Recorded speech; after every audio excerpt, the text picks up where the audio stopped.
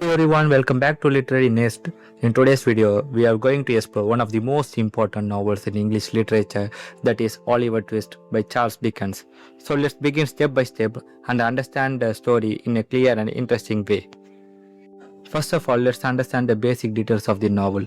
Oliver Twist was published between 1837 and 1839 in serial form. It belongs to the Victorian period and it is a classical example of social realism. Now, what does social realism mean? It simply means that the novel shows the real problem of society, especially poverty and injustice. The story is set in London and a parish workhouse, and it is narrated by third-person omniscient narrator, which means the narrator knows everything about all characters. Most importantly, the novel talks about poverty and social injustice, which were very common in Victorian England. Now moving to the characters. First, the protagonist is Oliver Twist, an innocent young boy. Along with him, we have kind-hearted characters like Rosemary and Mr. Brownlow. On the other hand, the antagonists include Fagin, Bill Sikes, and Monks. Fagin is a criminal mastermind, Bill Sikes is violent, and Monk is mysterious and dangerous.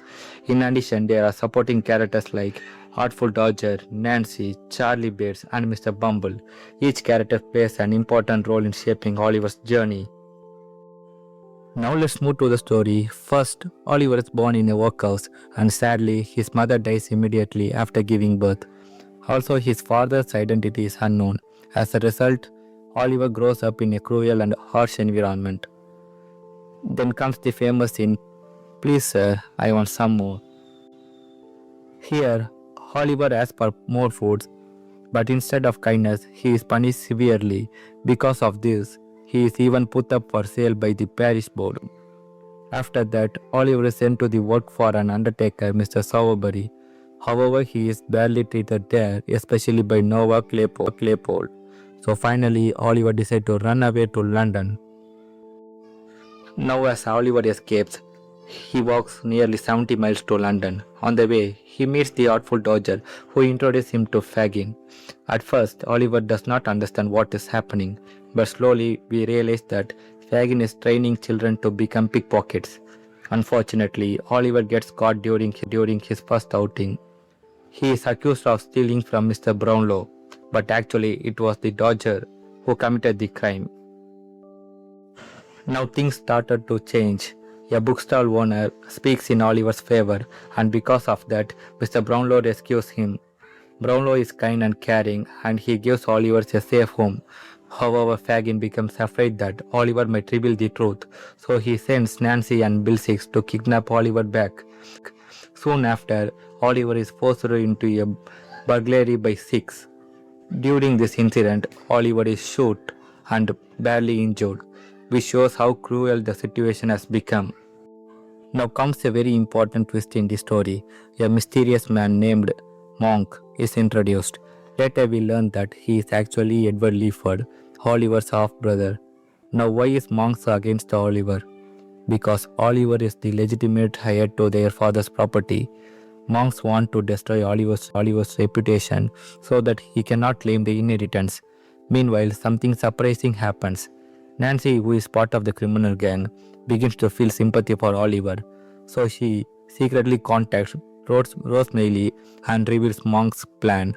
This shows that even in darkness, goodness can exist. The story becomes more intense.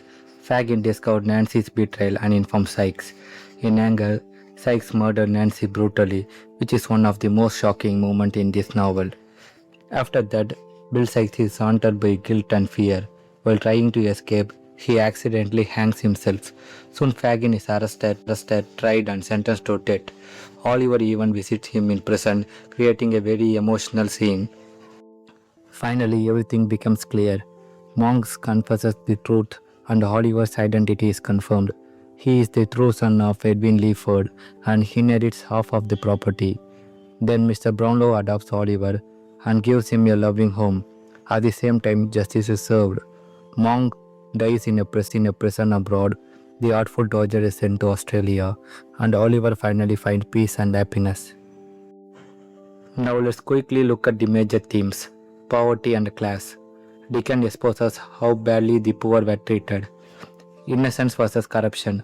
Oliver remained pure despite being surrounded by crime, identity, and belonging. Oliver is always searching for his true identity, crime, and punishment. Every villain faces consequences. Goodness of heart. Characters like Nancy and Brownlow shows kindness, social reform. The novel criticized the 1834 Poor Law Amendment Act. So to conclude, Oliver Twist is not just the story of a boy. Rather, it is a powerful criticism of society and injustice. And through Oliver's journey, Dickens shows us that even in darkest situations, hope and goodness can survive. Thank you for watching this video on Literary Nest. If you found this helpful, don't forget to like, share and subscribe. See you in the next video. Until then, bye for now.